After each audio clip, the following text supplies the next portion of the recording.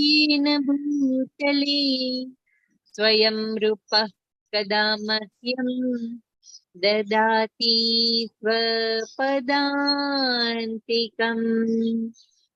वन्देऽहं श्रीगुरु श्रीयुतपदकमलम् श्रीगुरुन् वैष्णवं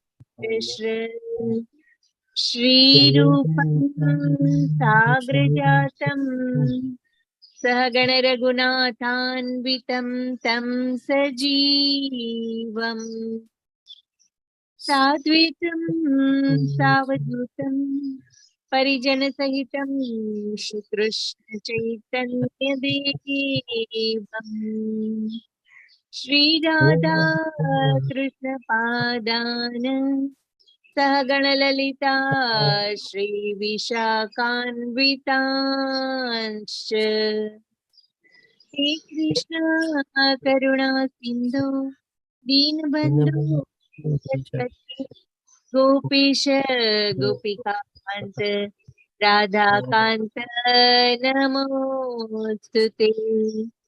तप्त कांचन गौरांगी श्रीराधे वृषभानुसुते देवी प्रणमामि हरिप्रिये। वाञ्छाकल्पतरुभ्यश्च कृपा सिन्धुभ्य एव च पतितानां पावनेभ्यो वैष्णवेभ्यो नमो नमः। नमो विष्णुपदाय कृष्णपृष्ठाय भूतले श्रीमति भक्तिवेदान्त स्वामिन् इति नामिने। नमस्ते सरस्वती दैवीं गौरवाणी प्रचारिणे निर्विशेषा शून्यवादी पाश्चात देशतारिणे। जय श्री कृष्ण चैतन्य प्रभु नित्यानंद श्री अद्वैत गदाधरा श्रीवासादि गौर भक्तवृंद। हरे कृष्ण कृष्ण कृष्ण हरे हरे हरे राम राम राम हरे हरे। हरे कृष्णा। श्रीला प्रभुपाद जी सर्वने जय श्री कृष्ण। हरे कृष्णा दीप्ति माता जी। धन्यवाद दीप्ति माता जी। हरे कृष्णा सर्वेने। श्रीला प्रभुपाद की जय। श्री राधा गोविंद प्रणाम। हरे कृष्णा। हरे कृष्णा माता जी। प्रणाम। हरे कृष्ण। हरे कृष्ण।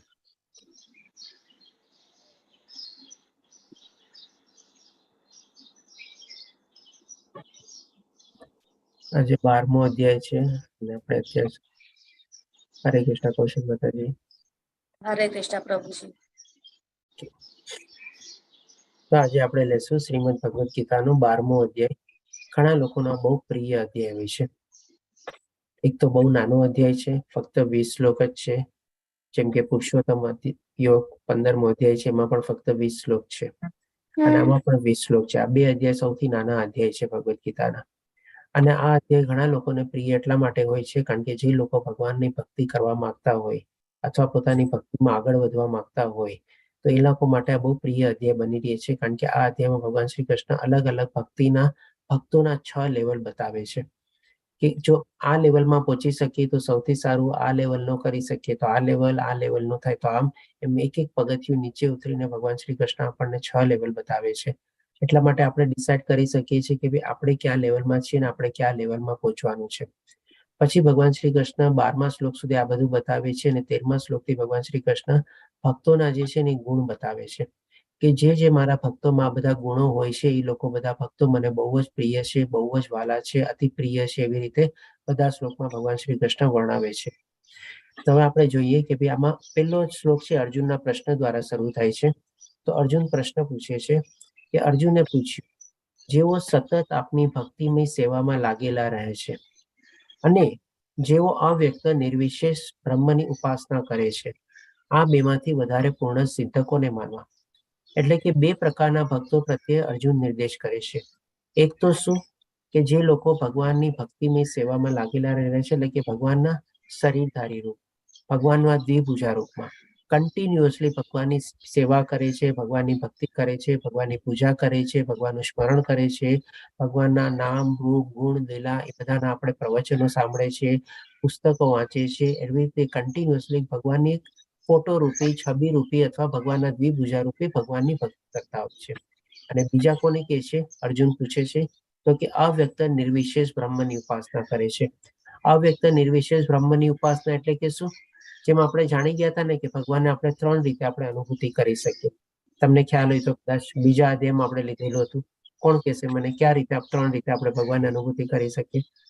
બ્રહ્મ, પરમાત્મા અને ભગવાન. બરોબર, ખૂબ સરસ અક્ષય પ્રભુજી. બ્રહ્મ, પરમાત્મા અને ભગવાનના રૂપમાં. તો બ્રહ્મ શું છે? એક જ્યોતિ છે, પ્રકાશ છે, અને એ ભગવાનનું જ તેજ છે. ભગવાનમાંથી નીકળતું તેજ છે. આપણે જેમ કે માની લો બહુ દૂરથી આપણને, ત્યારે આપણે એક એક્ઝામ્પલ બી લીધેલો હતો, સૂર્યનો પ્રકાશની સાથે અને એક માની લે રેલવે પ્લેટફોર્મ પર ગાડી આવતી હોય, આપણને દૂરથી એક પ્રકાશ દેખાતો હોય, તો એ પ્રકાશ શેનો છે? એ ગાડીનો જ હોય ને. એવી જ રીતે પણ ભગવાનનું તેજ છે. આપણે તો એ જે ભગવાનનું તેજ છે એ લોકો સમજે છે કે ભગવાન નિરાકાર અથવા નિર્વિશેષ રૂપમાં છે, અને આ જે જ્યોતિ છે, તેજ છે, પ્રકાશ છે અથવા એનર્જી છે, એમાં એ લોકો ભગવાનની ઉપાસના કરે છે કે ઈ જ છે ભગવાન, અને એમાં એ લોકો વિલીન થવાની પોતે સાધના કરે છે, અને એમાં એ રીતે ભગવાનને પ્રાપ્તિ તરફ માટે આગળ વધે છે. એટલે આવા બે પ્રકારના ભક્ત, એક શું તો કે નિરાકાર અને નિર્વિશેષ, ભગવાનના કોઈ રૂપમાં માનતા નથી, ભગવાનને શરીરધારી રૂપમાં નથી માનતા, અને આવી રીતે ઉર્જા, શક્તિ અથવા પ્રકાશને જ ભગવાન માને છે. અને બીજા લોકો ભગવાનની કન્ટિન્યુઅસલી ભક્તિમય સેવામાં લાગેલા હોય છે. આ બેમાંથી વધારે પૂર્ણ સિદ્ધ એટલે કે વધારે સક્સેસફુલ અથવા તો વધારે આગળ પડતા કોને માનવા? આવી રીતે અર્જુનનો પ્રશ્ન હતો. હવે આ અર્જુનનો પ્રશ્ન ક્યાંથી ઉદ્ભવ્યો? જે આપણે 11મો અધ્યાય ગઈકાલે લીધું. ગઈકાલે આપણે કેવો અધ્યાય લીધો? શું નામ હતું અધ્યાયનું? આપણે વિશ્વરૂપ દર્શન. વિશ્વરૂપ. તેમાં ભગવાન પોતાનું આપણને વિશ્વરૂપ દર્શન દેખાડે છે. તો એના આપણે છેલ્લા બે શ્લોક હતા, એના સંદર્ભમાંથી અર્જુનનો પ્રશ્ન ઉભો થાય છે. તો એ જ આપણે શ્લોક લઈ લઈએ કે 54મા શ્લોકમાં ભગવાન શ્રી કૃષ્ણ કહે છે ને કે હે અર્જુન, માત્ર અનન્ય ભક્તિ દ્વારા જ મને મૂળ રૂપમાં જાણી શકાય છે કે જે રૂપમાં હું તારી સામે ઉભો છું. ભગવાન પોતાના વિશ્વરૂપ દર્શનમાંથી ચતુર્ભુજ રૂપ દેખાડે છે, અને ચતુર્ભુજ રૂપમાંથી દ્વિભુજા રૂપ અથવા તો શરીરધારી રૂપ દેખાડે છે. અને આ રીતે પછી ભગવાન શ્રી કૃષ્ણ કહે છે કે આવી રીતે જે સામે તારી ઉભો છું, એ જ રીતે મને ભક્તિ દ્વારા પ્રાપ્ત કરી શકાય છે, અને મારું પ્રત્યક્ષ દર્શન પણ કરી શકાય છે. કેવળ આ જ રીતે તું મારા વિશેના જ્ઞાનના રહસ્યને પામી શકીશ. એટલે કે હવે અર્જુનને લાગે છે જો ભગવાનને આપણે આવી જ રીતે જાણી શકીએ, ભગવાનને આવી જ રીતેના રહસ્યોને સમજી શકીએ, અને આવી જ રીતે જો આપણે ભગવાનની ભક્તિ કરીએ, તો પછી એના ડેફિનેટલી મનમાં એક પ્રશ્ન થાય ને કે ઘણા લોકો જે નિરાકાર અથવા નિર્વિશેષ રૂપમાં માને છે, એ લોકોની ગતિ શું? એ લોકો કેવી સિદ્ધિ પ્રાપ્ત કરતા હશે? એ લોકો શું વધારે સક્સેસફુલ ગણાય છે કે ઓછા સક્સેસફુલ ગણાય છે? આ ટાઈપનો પ્રશ્ન અર્જુનના મનમાં ઉદ્ભવે છે. તો આનો સ્પષ્ટ રીતે ભગવાન શ્રી કૃષ્ણ પણ જવાબ આપે છે બીજા શ્લોકમાં. પૂર્ણ પુરુષોત્તમ પરમેશ્વર બોલ્યા, જે મનુષ્ય મારા સાકાર રૂપમાં, સાકાર એટલે શું કે જેનો આકાર હોય, સાકાર એટલે કે વિથ શેપ, વિધાઉટ શેપ નહીં, એટલે કે નિરાકાર નહીં. નિરાકાર મીન્સ વિધાઉટ શેપ, અને સાકાર મીન્સ વિથ શેપ, એટલે કે સાકાર રૂપમાં. અને શેનો શેપ તો કે દ્વિભુજા અથવા તો શરીરધારી રૂપમાં પોતાના મનને સ્થિર કરે છે, અને અત્યંત શ્રદ્ધાપૂર્વક મારી પૂજા કરવામાં પરાયણ રહે છે, તેઓ મારી દ્રષ્ટિએ પરમ સિદ્ધ છે. એકદમ સ્પષ્ટ, કાંઈ પણ કિંતુ પરંતુ વગર ભગવાન શ્રી કૃષ્ણ એકદમ બતાવી દે છે કે જે લોકો મારા સાકાર રૂપને પૂજા કરે છે, મારી ભક્તિમાં પોતાનું મન સ્થિર કરે છે, એ મારા દ્રષ્ટિએ પૂરી આસ્થા અને શ્રદ્ધાપૂર્વક જે મને પૂજે છે, એ મારી દ્રષ્ટિએ સિદ્ધ છે. કારણ કે અર્જુનનો પ્રશ્ન શું હતું? કોણ વધારે સિદ્ધ ગણાય? તો ડેફિનેટલી જે સાકાર રૂપમાં ભગવાનની ભક્તિ કરે છે, એવા જ ભક્તોને વધારે સિદ્ધ ગણાય અથવા તો વધારે આગળ પડતા આપણે કહી શકીએ. હવે ભગવાન શ્રી કૃષ્ણ બીજી બાજુ બી આપણને સમજાવે છે. તો ડેફિનેટલી ત્રીજા શ્લોકમાં ભગવાન, ત્રીજા અને ચોથા શ્લોકમાં ભગવાન શ્રી કૃષ્ણ કહે છે, પરંતુ જે લોકો વિભિન્ન ઇન્દ્રિયોને સંયમિત કરીને, એટલે કે આપણે જાણ્યું હતું કે ભાઈ અષ્ટાંગ યોગમાં આપણે આપણા મનને અને બાકી બધી ઇન્દ્રિયોને આપણા કાબુમાં રાખવાની હોય છે. કયું વાળું સ્ટેજ હતું એ? જ્યારે પોતે બધી ઇન્દ્રિયોને પોતાના વશમાં કરી લે છે 8 સ્ટેપમાંથી અષ્ટાંગ યોગમાં.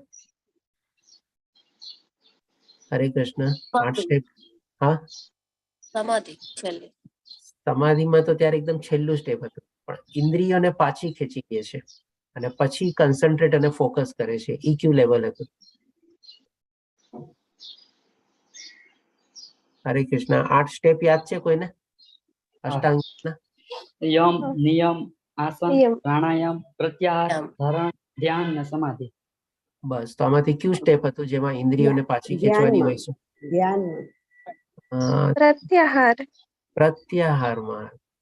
પ્રાણાયામ પછી પ્રત્યાહાર જે આવે છે એ સ્ટેપમાં સંપૂર્ણ રીતે આપણે ઇન્દ્રિયને પાછી ખેંચવાની હોય છે. અને પ્રત્યાહાર પછી શું હોય છે? આપણે ધરણ, એટલે કે ત્યાર પછી ફોકસ અને કન્સન્ટ્રેશન લેવલ શરૂ થાય છે. ધરણ પછી ધ્યાન, એટલે કે ફોકસ અને કન્સન્ટ્રેટ કરવાનું છે આપણી અંદર, પછી આપણે ધ્યાન ધરવાનું છે. અને ધ્યાન ધરવામાંથી પછી આગળ આપણે થાય છે સમાધિ.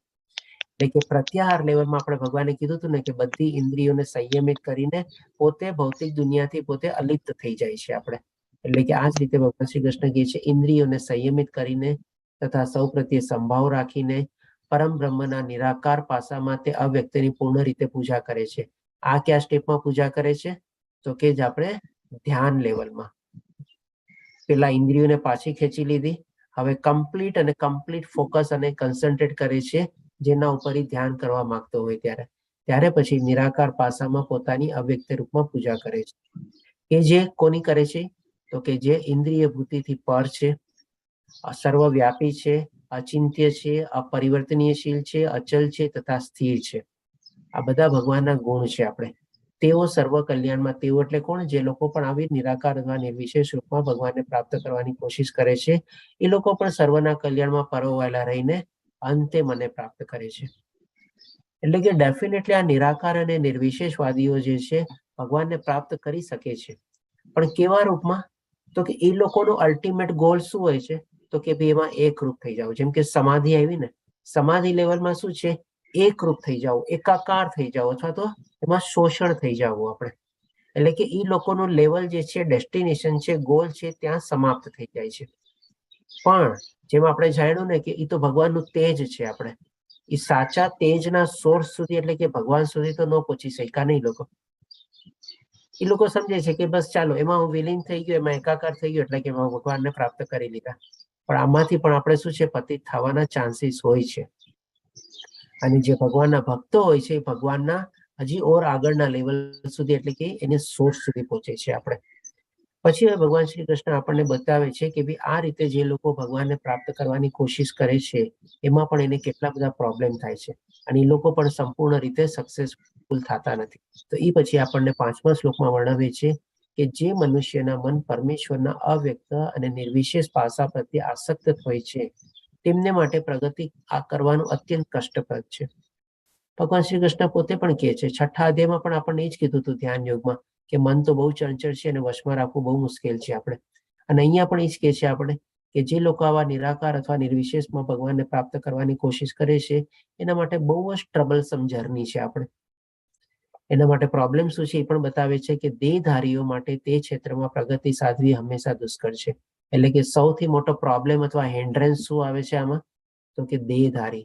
એટલે કે જ્યાં સુધી આપણું આ શરીર છે ને, એ શરીરને છે ને પાર કરીને ઓળંગીને આપણે ઈ લેવલમાં પહોંચવું એ નેક્સ્ટ ઇમ્પોસિબલ જેવું છે.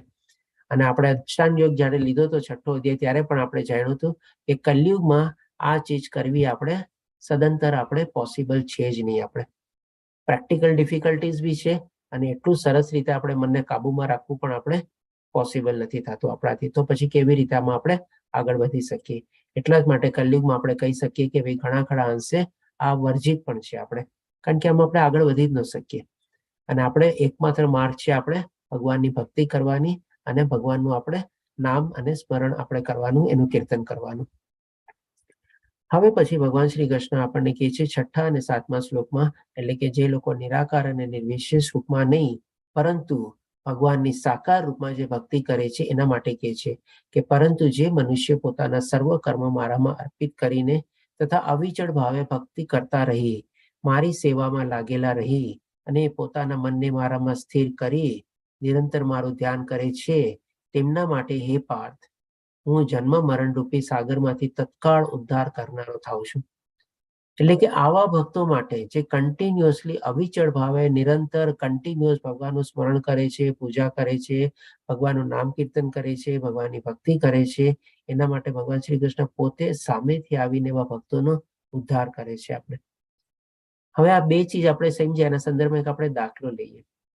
માની લો આપણે કોઈકની મળવા ગયા હોઈએ, આપણે ત્યાં આપણે એને ટાઈમે જે કીધું હોય આપણે ટાઈમે પહોંચી ગયા હોઈએ અને પહોંચ્યા પછી પણ આપણને માની લો અડધી કલાક પોણી કલાક આપણે વેઇટ કરવો પડે, બહાર રિસેપ્શનમાં બેસવું પડે, અથવા તો ઘરે બોલાવ્યા હોય તો એ ઘરે આપણને માની લો બેસાડે એક જગ્યાએ અને પોતે ભાઈ સાહેબ એના રૂમમાં હોય અને અડધી પોણી કલાક આપણે વેઇટ કરીને પછી આપણી પાસે આવે, તો એ આપણને સારું લાગે કે પછી એના કરતા આપણે જેને મળવા જવાનું હોય એ સામેથી આપણી રાહ જોતા હોય અને ક્યારેક તો આપણે કહીએ ને કે ભાઈ પોતાના મકાન અને ઘરથી બહાર નીકળીને મેઇન દરવાજાથી પણ થોડાક આગળ આવીને આપણને આવકારવા માટે ત્યાં રેડી હોય, ઊભા હોય, આપણી વેઇટ કરતા હોય આપણે, તો એવા લોકોને આપણને વધારે ગમે? કોણ કહેશે મને? આવકાર માટે રેડી હોય, વેઇટ કરતા હોય.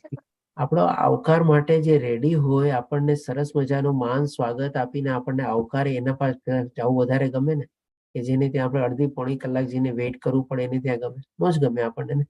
તો આ જ અવસ્થા છે ને ભક્ત અને આપણે જે લોકો નિરાકાર અને નિર્વિશેષ રૂપમાં ભગવાનને પ્રાપ્તિ કરવાની છે ને એ છે. જે ભગવાનના ભક્ત છે ને ભગવાન એને સામે ચાલીને છે ને એને પોતાના ઘરમાં પોતાના ધામમાં છે ને લઈ આવે છે, હાથ પકડીને એને લઈ આવે છે. ત્યારે જે નિરાકાર અથવા નિર્વિશેષ હોય છે ને એ લોકો આવી ઘણી બધી વેઇટિંગ કરવી પડે છે, ઇન્દ્રિયોને કાબુમાં કરવી પડે છે, એટલું બધું ધ્યાન ધરણ સુધી લેવલમાં પહોંચવું પડે છે અને ત્યાર પછી લોકો ભગવાનમાં એકાકાર વિલીન થાય છે. ભગવાનના દર્શન નથી થતા એ લોકોને, એ લોકો એ જ્યોતિમાં પોતે વિલીન થઈ જાય છે.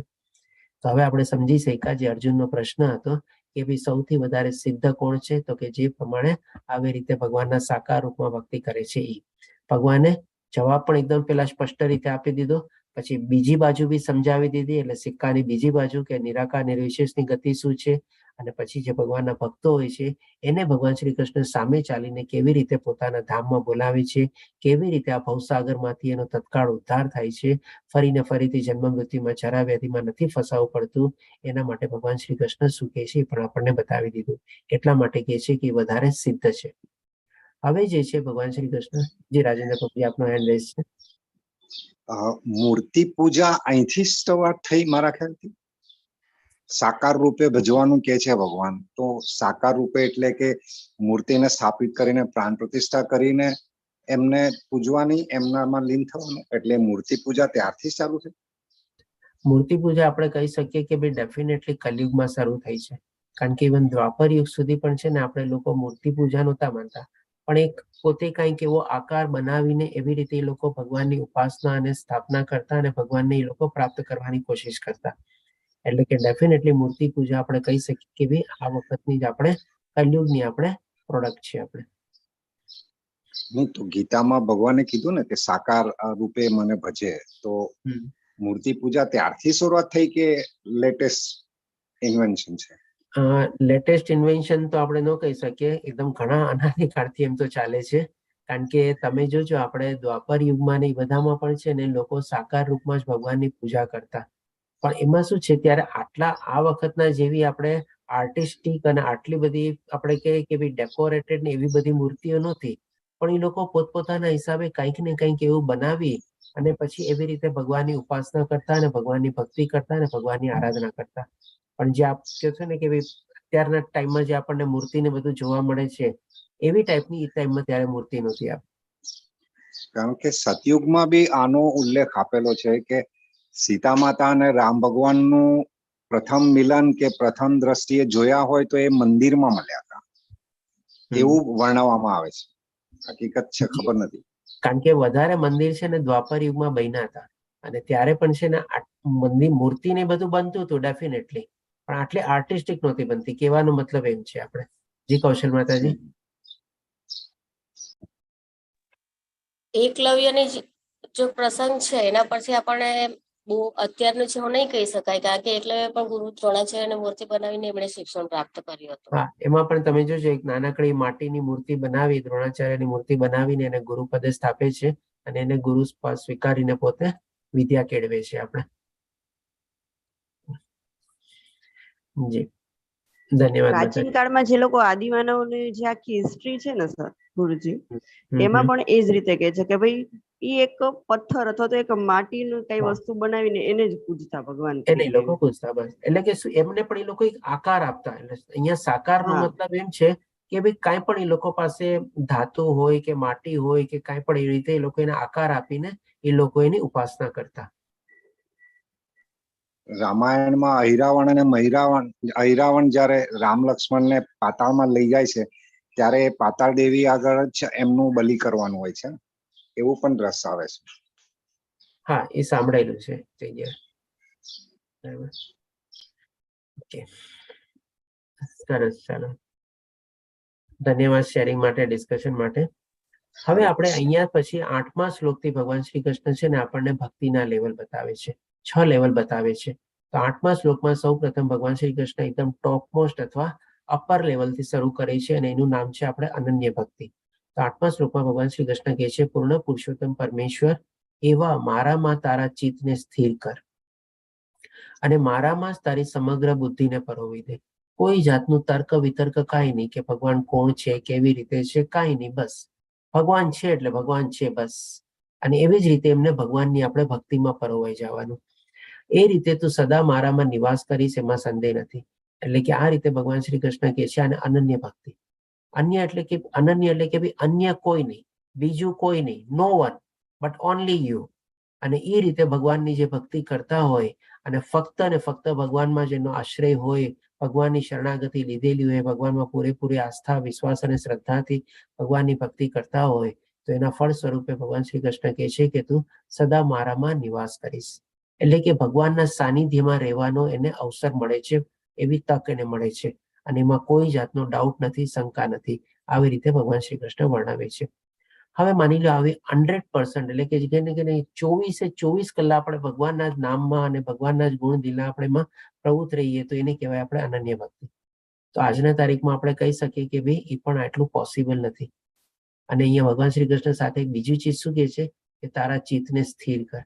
એટલે કે આપણા મનને પણ ખાલી ભગવાનમાં જ પરોવી દેવાનું અને બુદ્ધિમાં પણ આવા કોઈ જાતના તર્ક વિતર્ક વગર આપણે. તો આવી ચીજ પણ આપણને કહી શકીએ કે આજની તારીખમાં થોડી ડિફિકલ્ટ છે. એટલા માટે પછી ભગવાન શ્રી કૃષ્ણ એક પગથિયું નીચે ઉતરે છે અને કહે છે આપણને બીજામાં, એટલે કે સાધના ભક્તિ. આમાં ભગવાન શ્રી કૃષ્ણ કહે છે 9મા શ્લોકમાં કે હે પ્રિય અર્જુન, હે ધનંજય, જો તું તારા ચિત્તને અવિચળ ભાવે મારામાં સ્થિર કરી ન શકે, એટલે કે શું, આપણે આપણા મનને કન્સન્ટ્રેટ ન કરી શકીએ ભગવાનની ભક્તિમાં, તો તું ભક્તિ યોગના વિધિ વિધાનોનું પાલન કર. હવે ભક્તિ યોગના વિધિ વિધાનોનું પાલન કરવાનો મતલબ શું? આપણું મન ભગવાનમાં લાગતું નથી, એટલા માટે આપણે પણ લગાડવું છે આપણા મનને ભગવાનમાં. તો આપણે શું કરીએ? સવારના પોરમાં ઉઠીને જેમ કે મંગળાની આરતી કરીએ, પછી આપણે જે નિયમ લીધેલો હોય એ નિયમની આપણે જાપ કરીએ, માળાનો આપણે જે પ્રમાણે નિયમ લીધેલો હોય, હરે કૃષ્ણ કૃષ્ણ કૃષ્ણ હરે હરે, હરે રામ રામ રામ હરે હરે, 1 માળા 2 માળા 4 માળા 8 માળા 16 માળા જે કાંઈ પણ આપણે નિયમ લીધેલો હોય એ આપણે માળા આપણે એક જ જગ્યાએ, એક જ સ્થાનમાં, એક જ સમયે બેસીને આપણે એને માળા કરીએ. પછી નિત્ય કર્મ કરીને અથવા નિત્ય કર્મ કરી પછી આપણે માળા કરીએ.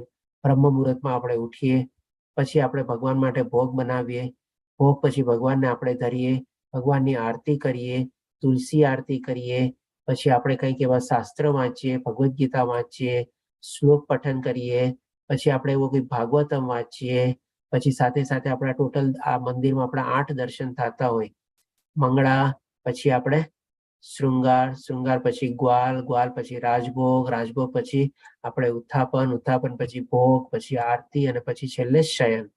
8 દર્શનનો આપણે લાભ લઈએ. પછી ક્યારેક પણ ભગવાનના તીર્થ સ્થળમાં જઈએ, આપણે ક્યારેક કોઈક આવા પ્રવચનમાં આપણે ભાગ લઈએ. આ બધું શું આવ્યું? વિધિ વિધાનોનું પાલન.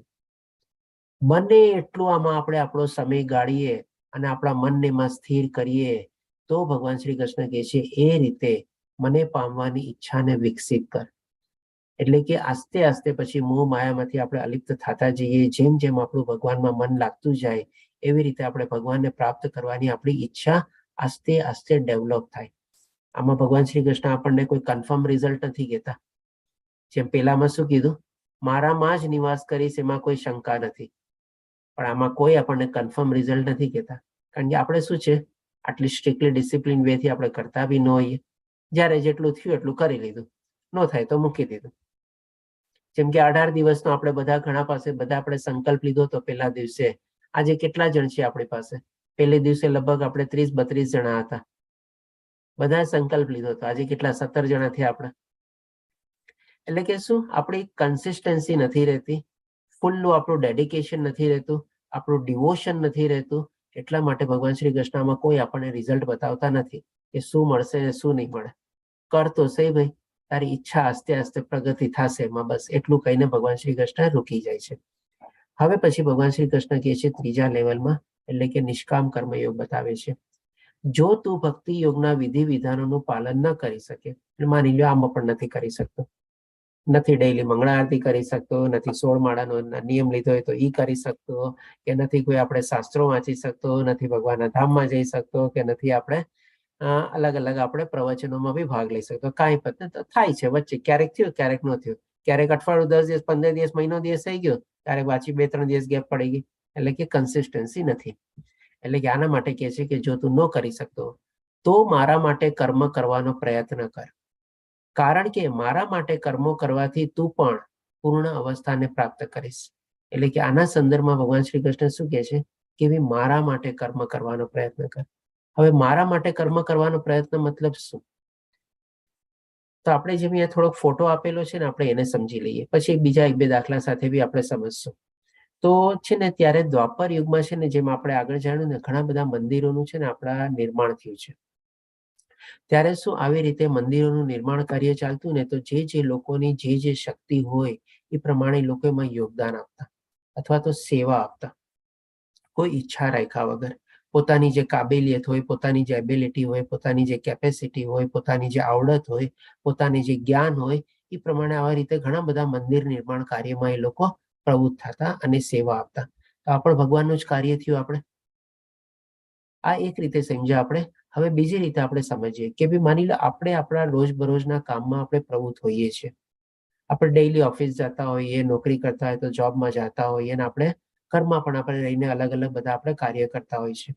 તો આમાં પણ આપણે કેવી રીતે કૃષ્ણ ભાવના યુક્ત થઈને આપણે બધા કર્મ કરી શકીએ, તો એ પણ આપણો નિષ્કામ કર્મયોગ છે. તો એના સંદર્ભમાં એક આપણે દાખલો લઈએ. જેમ કે માની લો એક આપણે રસ્તો બનવાનું કામ ચાલે છે. એમાં શું છે, ઘણા બધા મજૂર લોકો કામ કરે છે, અને એમાં બધા મજૂર લોકોને પૂછવામાં આવે છે કે તમે શું કામ કરો છો? તેમાં એક પહેલા મજૂર જઈને પૂછવામાં આવે છે કે ભાઈ તું શું કામ કરે છે? તો કે ભાઈ હું આ ખોદકામ કરું છું, અને જે બધું નીકળે છે અહીંયાથી કાઢીને વહાં જઈને બધો એનો ઢગલો ભેગો કરું છું. પૂછે છે શું કામ કરસ તું આ કામ?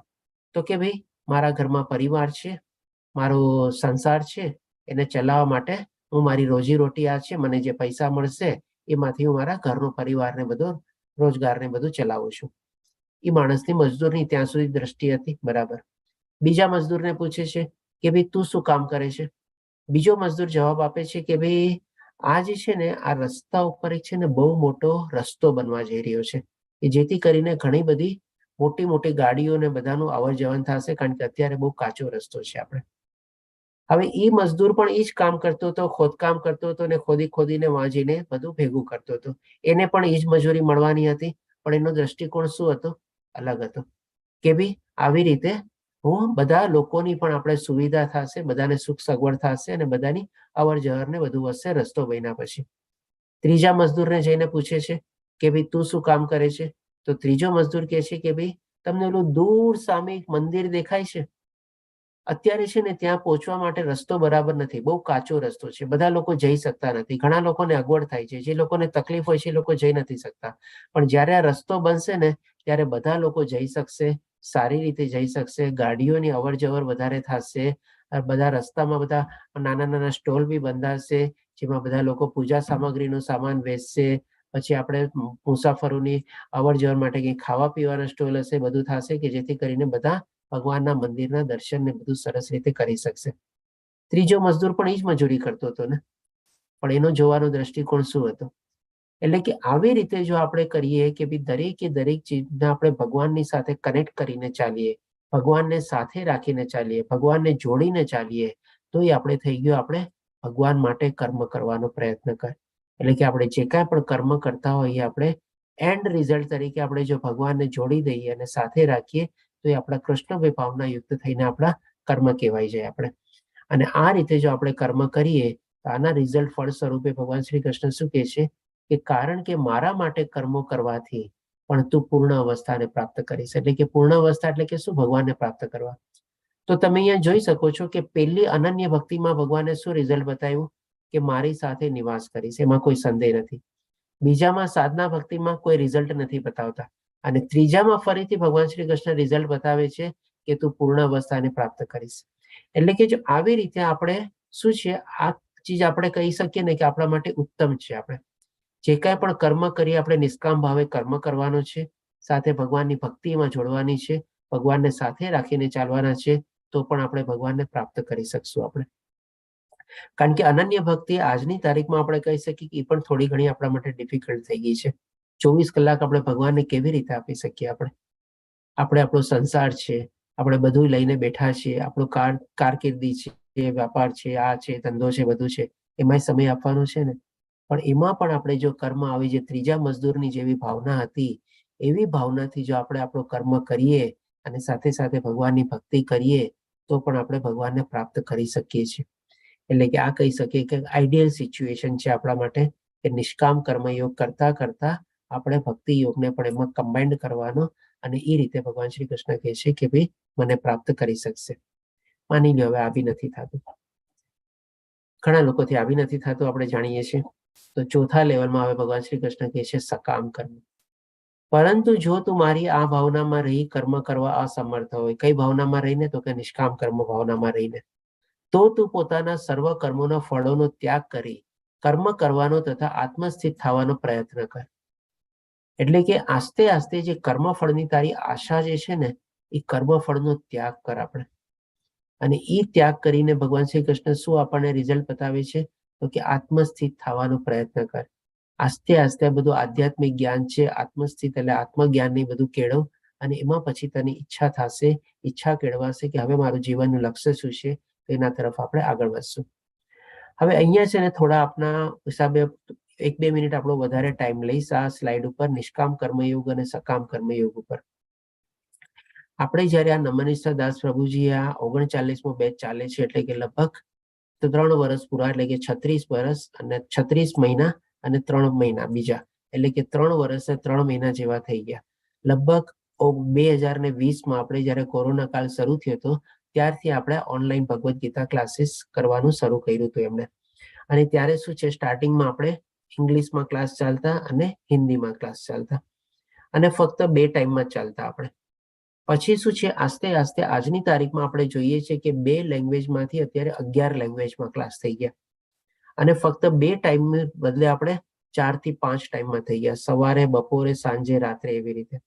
અને ત્યારે જે ક્લાસ ચાલતા એ ખાલી આપણે એડલ્ટ માટે ચાલતા આપણે.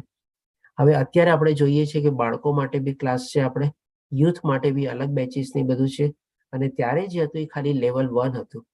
લેવલ 1 માંથી લેવલ 2, લેવલ 3, લેવલ 4 અને લેવલ 5 સુધી અત્યારે પહોંચી ગયા છે આપણે. એમાં ખાલી આપણે ભગવદ્ ગીતા એક જ આપણને પુસ્તક ભણાવવામાં આવતી. અત્યારે એની સાથે સાથે આપણને ઈશોપનિષદ, ઉપદેશામૃત, ભક્તિ રસામૃત સિંધુ આગળના લેવલમાં બી લેવામાં આવે છે. તો તમે જોઈ શકો છો આ એક નાનકડા રૂપમાંથી કેટલું મોટું અત્યારે એક્સપાન્ડ થઈ ગયું છે. આપણે લગભગ 8 લાખથી વધારે લોકો, ભક્ત લોકો આ બધા કોર્સિસનો લાભ લીધેલો છે. તો એમાં શું થયું, કેવી રીતે થયું? આ જે આખી કૃષ્ણભાઈ ભાવના યુક્ત જે આપણે જે નમનિષ્ઠા દાસ પ્રભુજી આપણે યજ્ઞ આરંભો આપણે, અને બધી સેવા આપણે ત્યારે 100% ફ્રી છે. આમાં જે લોકો કાંઈ પણ પોતાનું યોગદાન આપે છે, સેવા આપે છે, એમાં પણ કોઈ ને કોઈ 1 રૂપિયો પણ ફીસ નથી મળતી આપણે. આજે જેમ કે આપણે જોઈએ સવારના પૂરમાં શ્લોકા પઠન અને શ્લોકા અનુવાદની સેવા આપે છે દીપ્તિ માતાજી અને રાજેન્દ્ર પ્રભુજી આપણે. તો ગુજરાતીના બેચ છે ને થોડા વખત પછી શરૂ થયા હતા. ગુજરાતીના બેચ 2021માં શરૂ થયા હતા. તો ત્યારે જયારે સૌથી પહેલા હું જયારે જોડાણો હતો 2020માં, ત્યારે એઝ અ પાર્ટિસિપન્ટ તરીકે જ હું જોડાણો હતો અને મેં ત્યારે ઇંગ્લિશમાં ક્લાસ લીધેલા હતા. અને પછી શું છે, નમનિશા દાસ પ્રભુજી કહેતા અમને લોકોને કે ભાઈ અમને લોકોને આ બધી સેવાની જરૂરિયાત છે, કારણ કે આ બધાને ઓર એક્સપાન્ડ કરવી છે. તો ત્યારે શું છે, જેમ કે વોટ્સઅપમાં મેસેજ મોકલવા, વોટ્સઅપ ગ્રુપના એડમિન બનવું, જેમ કે અત્યારે આપણે ક્લાસ ચાલે છે તો ક્લાસમાં એડમિનની સેવા આપણે આપી રહ્યા છીએ વિજયા માતાજી.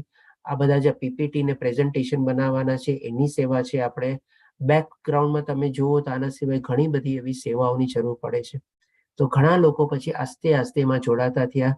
આપણે ભક્તિ વૃક્ષાના ક્લાસીસ ચાલે છે, એમાં પણ ઘણા લોકો પછી એવી રીતે જોડાતા થયા. આપણે અલગ અલગ રીતે ઘણા બધા લોકોએ પોતપોતાનું યોગદાન આપ્યું અને એવી રીતે આ એક નાના રૂપમાંથી 2 બેચ અને 2 લેંગ્વેજમાં શરૂ થઈને આજે એટલું બધું એનું આપણે સ્વરૂપ લઈ લીધું છે આપણે. એટલે કે બધા લોકો આવી રીતે એમાં જોડાણા. તો આ રીતે શું છે, આપણે નિષ્કામ સેવા છે અને ભગવાન માટેનું જ કર્મ આપણે કરીએ છીએ. હવે ઘણા લોકો પાસે જેની જે કાબેલિયત હોય, એબિલિટી હોય એ પ્રમાણે જોડાય. ઘણો બધો આમાં ટેકનોલોજીનો સપોર્ટ બી જરૂર પડે છે, તો ઘણા લોકો એવી રીતે પણ એમાં જોડાયેલા છે આપણે. એટલે કે જે પ્રમાણે પોતાની એબિલિટીની પ્રમાણે હોય બધા એમાં જોડાયેલા છે. આ બધા માટે પણ એક અવસર છે આપણે કે આમાં આપણે જે સેવા આપ આપી શકો એમાં પોતાનું નામ નોંધાવી શકો છો, એની સેવાનો આપ લાભ લઈ શકો છો. આપણે શું છે, આપણે નિષ્કામ કર્મયોગ છે અને ભગવાન માટેનું જ કર્મ છે. જેમ આપણને આગલા શ્લોકમાં બતાવે છે ને કે ભાઈ મારા માટે કર્મ કરવાનો પ્રયત્ન કર. હવે માની લો આ બધું ન થતું હોય આપણાથી. ઘણા લોકો પાસે શું છે, દ્રવ્યની શક્તિ હોય આપણે, એટલે કે ભાઈ પૈસાનું ડોનેશન આપી શકે. તો એ જ નમનિશા દાસ પ્રભુજીએ આપણે અત્યારે બેંગલુરુમાં એક સરસ મજાનું મંદિર નિર્માણ કરી રહ્યા છે આપણે. કારણ કે શું કામે કરી રહ્યા છે એ પણ આપણે જાણીએ. કારણ કે નમનિશા દાસ પ્રભુજી જે ભગવાનના વિગ્રહ હતા ને, એક આપણે ભાડાના ઘરમાં આપણે હતા અને એમાં ઘણા વખતથી આપણે વિગ્રહની પૂજાની જે ઇસ્કોનની પ્રણાલિકા છે એ પ્રમાણે ચાલતી. આપણે એનો મનમાં એક ઈચ્છા હતી કે મારા ભગવાન માટે હું એનું પોતાનું ઘર બનાવું, એટલે કે ભગવાન માટે એક મંદિર બનાવું. અને જોગાનું જોગ એમ થયું કે ભાઈ એમને જમીન બી મળી ગઈ અને કામ પણ અત્યારે ઘણા વખતથી લગભગ 1 વર્ષ ઉપર 1.5 વર્ષ જેવું ટાઈમ થઈ ગયું, કામ શરૂ થઈ ગયું છે અને કામ બી સારું એવું આગળ વધી ગયું છે. ઓલરેડી આપણે મંદિરની બધું તો ખુલી જ ગયું છે આપણે, અને બાકી બધું પણ જે વ્યવસ્થા થઈ રહી છે આપણે એમાં પણ એનો ઉદ્દેશ શું છે કે ભાઈ આવા જે આપણે ભગવદ્ ગીતાના જે ક્લાસીસ ને બધું ચાલે છે, ભાગવતમના બધાના, એ બધાનો આપણે એમાં ફ્રી આયોજન કરવું એ મંદિરમાં ને એમાં, મંદિરના સિવાય બી. તો એમાં પણ શું છે, ઘણું બધું યોગદાનની જરૂર પડે છે. લગભગ 15 કરોડ જેવું એનું બજેટ છે. આપણે 2.5 એકરના ઓલા એરિયામાં એ મંદિરનું નિર્માણ થઈ રહ્યું છે. તો આમાં પણ શું છે, એક રીત જેમ કે અહીંયા આપણે જોઈએ છે ને કે સકામ કર્મ, આ શેનો ફોટો છે, તો કે જ્યારે નંદ મહારાજની ત્યાં આપણે કૃષ્ણ ભગવાન પ્રગટ થયા હતા, આવ્યા હતા, ત્યારે નંદ મહારાજ શું છે, ઘણું બધું એવું પોતાના ગામમાં ને બધાને છે ને ડોનેશન આપે છે. અને ડોનેશન પણ છે ને એક બહુ આપણું કહીએ ને કે આપણી જે મહેનતની જે કમાઈ હોય, અથવા ક્યારેક કોઈ આવડા રસ્તેથી બી કોઈ કમાઈ આવી ગઈ હોય ને, જો એને પવિત્ર કરવી હોય ને આપણે, તો આપણે પૈસાને કહીએ ને કે પૈસાને જો લક્ષ્મી બનાવવી હોય ને, તો એ આપણે આવી રીતે દાન આપીએ ને તો આપણે ઘણી વાર એવી આડકતરી રીતે કમાઈ આવી જાય છે, આપણને ખબર નથી હતી, તો એ શુદ્ધ થઈ જાય છે આપણે. એટલે કે ઘણા લોકોને જે આવું કોઈ યોગદાન આપવું હોય તો એ પણ એ મંદિરના નિર્માણ કાર્યમાં પોતે આપી શકે છે. નાનામાં નાની 500 રૂપિયાથી સેવાથી લઈને કોઈને મોટી સેવા કરવી હોય, 5 લાખ કે 50 લાખની કરવી હોય, એવા બધા ઓપ્શન્સ છે. એમાં બધા માટે અલગ અલગ કેવી રીતે આપણે કરી શકો છો. તમે આ ચીજ સ્પોન્સર કરી શકો છો, આ રીતે કરી શકો છો, એમાં તમે યોગદાન આપનું આપી શકો છો. એટલે કે ટૂંકમાં કહેવાનો આખો ભાવાર્થ શું થયો, આપણે અહીંયા જે નિષ્કામ કર્મ અને સકામ કર્મ જે આપણે સમજ્યા કે જે ભગવાન શ્રી કૃષ્ણ 3જા અને 4થા ભક્તિનું લેવલ બતાવે છે, તો આપણે આપણા માટે એક અવસર હોય છે. ઘણી વાર તમે જોજો ભગવાનના માટે કાર્ય કરવાનો છે ને આપણે અવસર ગોતવો નથી પડતો, સામે ચાલીને આવી જાય છે. જેમ અત્યારે સવારના પોરમાં દીપ્તિ માતાજી પોતાનું ઉદાહરણ આપ્યું ને કે કોરોના કાળમાં જયારે આ બધું શરૂ થયું, એમના માટે તો ઘરે ગંગા વહેતી થઈ ગઈ અને ત્યારથી કન્ટિન્યુઅસલી સેવા આપી રહ્યા છે. રાજેન્દ્ર પ્રભુજી બી સેવા આપી રહ્યા છે. તો આપણે બધી આ એક સેવામાં જોડાઈ શકીએ અને એવી રીતે ભગવાન માટે કાર્ય કરવા માટે આપણે પોતાની જાતને પ્રવૃત્ત કરી શકીએ. અને એના પણ ફળ સ્વરૂપે ભગવાન જ કહે છે ને કે મને પૂર્ણ રીતે પ્રાપ્ત કરી શકીશ. તો આના માટે મેં થોડોક આપનો સમય લીધો આપને જાણકારી આપવા માટે, અને આવા કોઈ અવસર હોય તો આપણે એને મેળવી બી શકીએ છીએ, કેપિટલાઇઝ કરી શકીએ છીએ. હવે ભગવાન શ્રી કૃષ્ણ આપણને 2 સ્ટેપ હજી ઓર નીચે ઉતરશે, તો 5મું અને 6ઠું લેવલ બી સમજાવશે. તો કે છે કે જો તું આ પ્રક્રિયા અપનાવી ન શકે તો જ્ઞાનોપર્જનમાં પરોવાઈ જાય.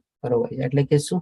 આ બધા આપણા જે શાસ્ત્રો જે છે, વેદો, ઉપનિષદો, ભગવદ્ ગીતા, ભાગવતમ, એ જ્ઞાનમાં તું પરોવાઈ જા. જો કે જ્ઞાન કરતા ધ્યાન શ્રેષ્ઠ છે. એટલે કે આ જ્ઞાન મેળવવું, કારણ કે આ બધું જ્ઞાન પણ છે ને, આપણે કહી શકીએ કે ભાઈ આપણે બહુ સમજી નથી શકવાના, આપણને એટલી આવડત બી નથી. આજે આપણને સંસ્કૃત બી પૂરેપૂરું નથી આવડતું, તો પછી ક્યાંથી આ બધી ચીજ આપણે સમજી શકીએ? કારણ કે ઘણી બધી ચીજના ઘણા બધા અર્થઘટન થાય છે, મિનિંગ થતા હોય છે. એટલા માટે કે છે જ્ઞાન કરતા ધ્યાન શ્રેષ્ઠ છે, અને ધ્યાનથી પણ કર્મફળનો ત્યાગ શ્રેષ્ઠ છે.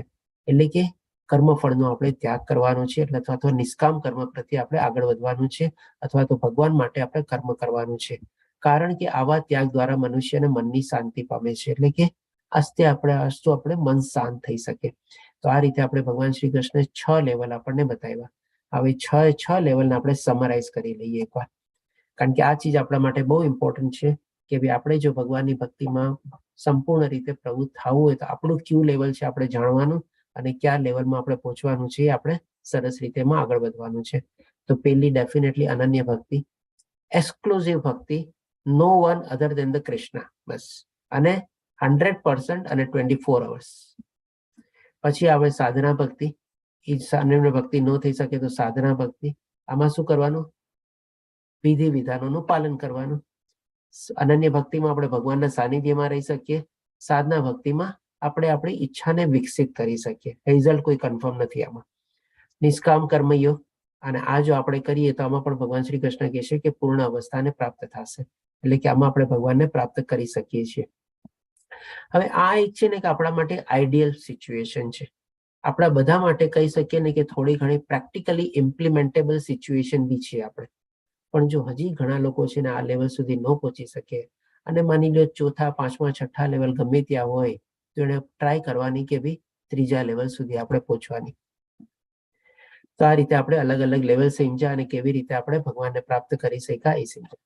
હવે ભગવાન શ્રી કૃષ્ણ છે ને આપણને 13મા શ્લોકથી આપણને ભગવાનના ભક્તના ગુણ બતાવશે કે ભગવાનના ભક્તોના ગુણ કેવા હોય છે ને ભગવાનને કેવી રીતે પ્રિય હોય છે. તો 13મા 14મા શ્લોકમાં ભગવાન શ્રી કૃષ્ણ કહે છે, જે મનુષ્ય કોઈનો દ્વેષ કરતો નથી, ઈર્ષા, દ્વેષ, આપણે ઓલરેડી આના ઉપર ઘણું ડિસ્કસ કરી ગયા છીએ આપણે, પરંતુ જીવ માત્રનો દયાળુ મિત્ર હોય છે, જે પોતાને સ્વામી માનતું નથી તથા મિથ્યા અહંકારથી રહિત છે, જે સુખ તથા દુઃખમાં સમાન રહે છે, જે સહિષ્ણુ છે, સદા સંતુષ્ટ રહે છે, આત્મસંયમી છે તથા દ્રઢ નિશ્ચયપૂર્વક મારામાં મન તથા બુદ્ધિ સ્થિર કરી ભક્તિ પરાયણ રહે છે. તો અહીંયા તમે જોજો છેલ્લે બ્રેકેટમાં 8 લખેલા છે. તો આવી રીતે 12 થી લઈને 19મા શ્લોક ભગવાન શ્રી કૃષ્ણ ત્યાં સુધી 29 આવા ગુણો બતાવે છે ભગવાનના. આ શ્લોકમાં ભગવાન શ્રી કૃષ્ણ 8 ગુણો બતાવે છે આપણને. તો આવો ભક્ત ભગવાન શ્રી કૃષ્ણ કહે છે કે મને બહુ પ્રિય હોય છે.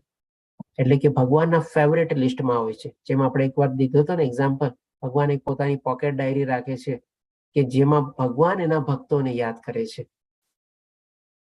ભક્તો તો ભગવાનને યાદ કરતા હોય એનો તો બહુ મોટો થોથો હોય, બહુ મોટો ચોપડો હોય, પણ જો ભગવાન એના ભક્તોને જે યાદ કરતા હોય ને નાનકડી પોકેટ ડાયરી જેવું છે. તો આવા જે ભક્તો હોય છે ને એ ભગવાનને બહુ પ્રિય હોય છે. હવે તમે જોશો કે આ બધા ગુણ પણ આપણે કેવી રીતે કેળવવા, તો છે ને એકચ્યુઅલી આજથી આપણે જો પ્રયાસ કરીએ ને તો બધા છે ને આપણે કેળવી શકીએ એવા છે. અને આમાં શું છે, ઘણા બધા ગુણ છે ને પેરમાં આવશે. એટલે કે શું, કાં તો એકબીજાને કોન્ટ્રાડિક્ટરી હશે અથવા કાં તો એકબીજાને આપણે કમ્પ્લિમેન્ટરી હશે. જો એક ગુણ આપણે છોડી દેશું તો બીજો સારો ગુણ ઓટોમેટિકલી આપણો ડેવલપ થઈ જશે. એક સારો ગુણને આપણે વધારશું તો બીજો દુર્ગુણ આપણો ઓટોમેટિકલી ઓછો થશે. એને સમજવા માટે જેમ કે આપણે લઈએ, અહીંયા ભગવાન શ્રી કૃષ્ણ શું કહે છે કે જે કોઈનો દ્વેષ કરતો નથી. હવે દ્વેષ કરવો એટલે કે શું, આપણે ઈર્ષા કરવી ને કોઈની. માની લો આપણે કોઈની એવો ઈર્ષા કરવાનો આપણો એવો ભાવ હોય આપણે, પણ એના પરંતુ કે છે, પરંતુ જીવ માત્રનો દયાળુ મિત્ર છે. એટલે કે એનામાં દયા ભાવના ઓછી છે. જો એ બધા જીવ માત્ર પ્રત્યે દયા કરવા બેસી જાય અને દયાનો ભાવ કેળવી લે તો ઓટોમેટિકલી આનો જે દ્વેષ ભાવ છે, ઈર્ષા ભાવ છે ને ઓછો થઈ જશે.